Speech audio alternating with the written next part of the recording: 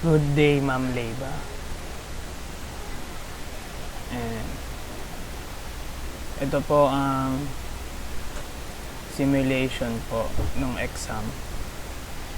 So sa calculator, mamimili po A. Lagay ka ng first number, 21. Lagay ka second number, let's say 23. Ayan po.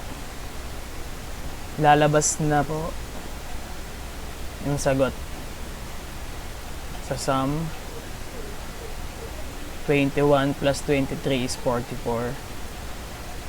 Sa minus naman po is 21 minus 23 is negative 2.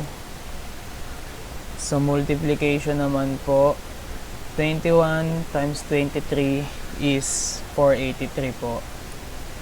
And sa division po is 21 divided by 23 is 0. And subukan naman po natin yung pangalawa, which is yung letter B and odd or even. Type lang ulit natin letter B, lagay lang ulit kayo ng number and madedetermine niya po kung odd or even yun. Let's say 1 is odd, and ulitin ulit natin. Kapag 2 naman, enter number 2 is even. So next naman po, C, which is highest or lowest number. Lagay ka lang po ng first number. Madedetermine niya po, let's say first number mo is 23, second number mo is 28, and third number mo is 12. And madedetermine niya po na ang 28 is highest number. Then next naman po is leap year. Let's say press lang ulit natin letter D. Then pili lang kayo. Ang leap year is every 4 years. So parang say 2023.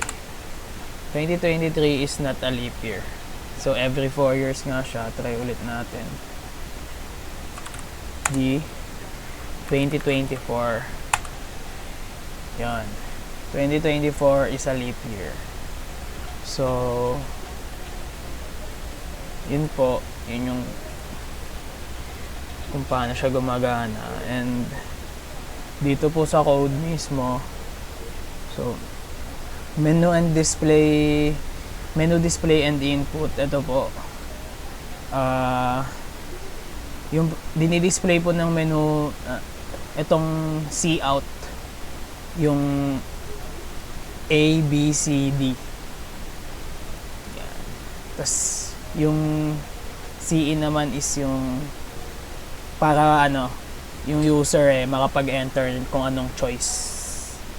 Yan, ito, enter your choice. Tapos ito po yan. Ito yung lalap.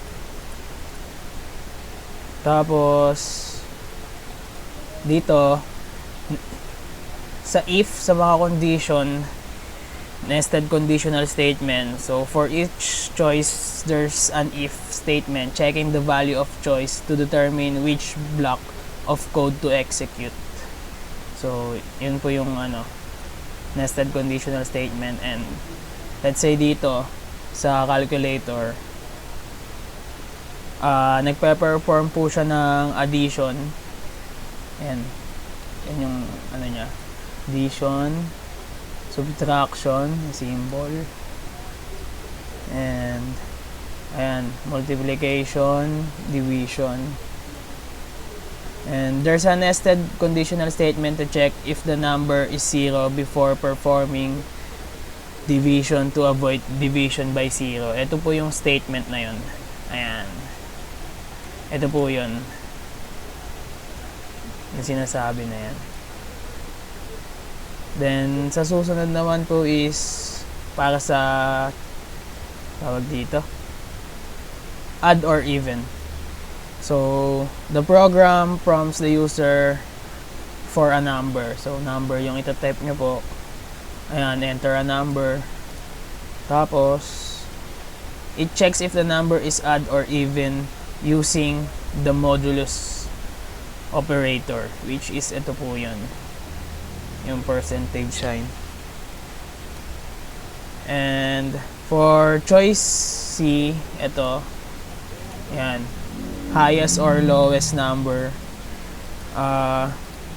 Pagkatapos mong mag-input ng number dyan ng 3, mahanap niya yung ano dyan, yung highest number. And it uses nested if, else if, eto, else if at saka else to handle different cases. Yan, para mapalabas mo yung highest number, gumamit siya niyan. And para sa else if na statement, ito yung last, yung leap year. And the program, mag-i-input ka ng year, taon. And it checks if the year is a leap year according to the leap year rules. Ayan, ito po yun, yung rules na yan. Diyan nyo po ginawa. Yan. And sa output po overall is after executing the corresponding block, after nyo matapos lahat ng yon base sa choice ng user, and magre-return po siya sa 0 para mag-indicate siya na successful yung execution. And yun lamang po ang lahat ng ito. Maraming salamat po. Valentin John Harvey.